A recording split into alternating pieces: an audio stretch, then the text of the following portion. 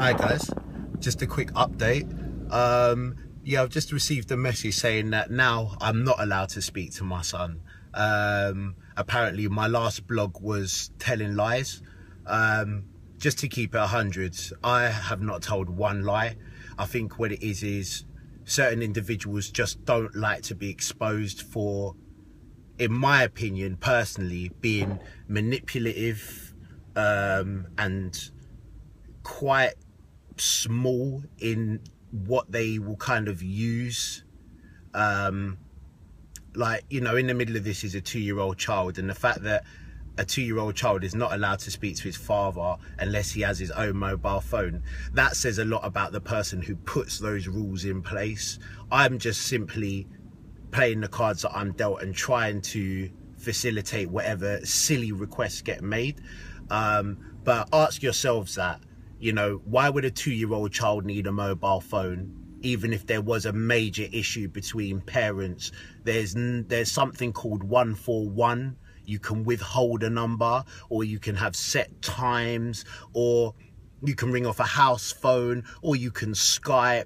There doesn't have to be direct contact. Most mothers and fathers, if they don't get on with the parents, the other parent, what they tend to do is they pick up the phone and pass the phone to their child. But in this unique situation, because of a unique individual, they think, oh yeah, I'm just not going to let you speak to him because you're out of order. You make me feel bad. You tell lies about me. Well, obviously I'm not. Obviously I'm not.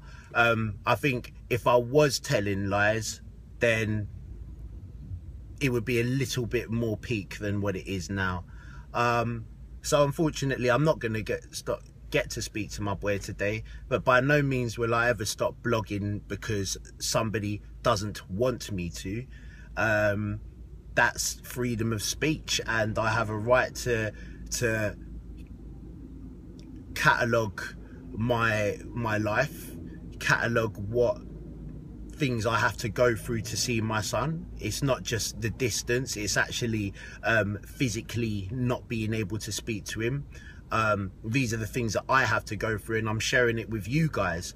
It just so happens that in this unique situation, a lot of the things that restrict me do come down to certain individuals, so they're always going to get brought up, you know what I mean?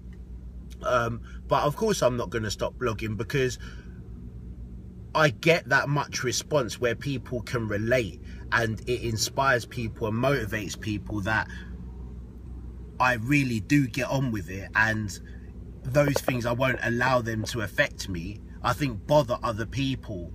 It will never affect me like that. I will never allow it to dwindle my motivation or the energy that I have to continue being a father.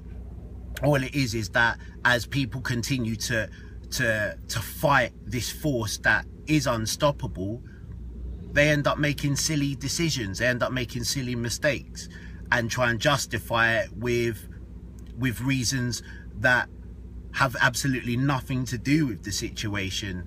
So of course I'm going to keep blogging, of course I'm going to keep sharing with you, even when things eventually do become better.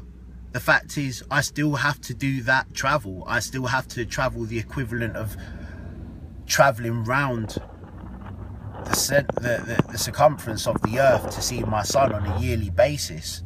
People like yourselves that are watching are interested in that, so I will always share that. I thank God for making me the person I am, who is strong enough to be able to look at these obstacles and see them as merely obstacles and not reasons to give up.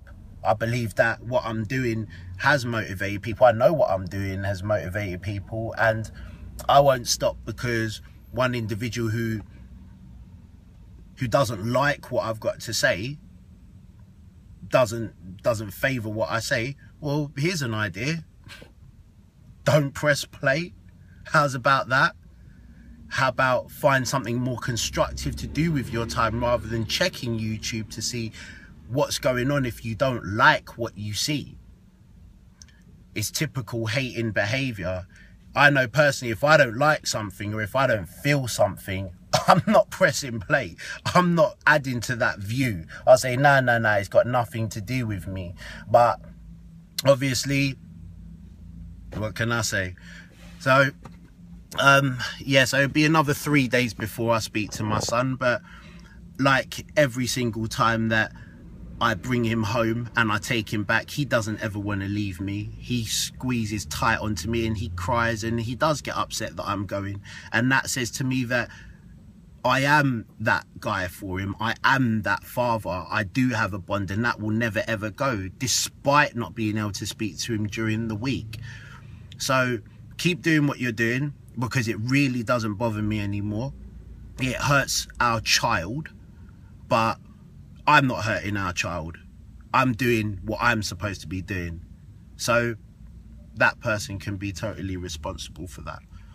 All right, but just to let you guys know, I probably won't be updating, as I won't really have much to say if I haven't spoken to my boy. But just to let you know that my blogs have once again justified me not speaking to my son as a form of punishment. I'm a 33-year-old man. I don't feel very punished, but I'm sure my son does every day that we don't speak. Love the unstoppable force. Keep it real. Be honest with yourself, and you can be honest with other people. Peace.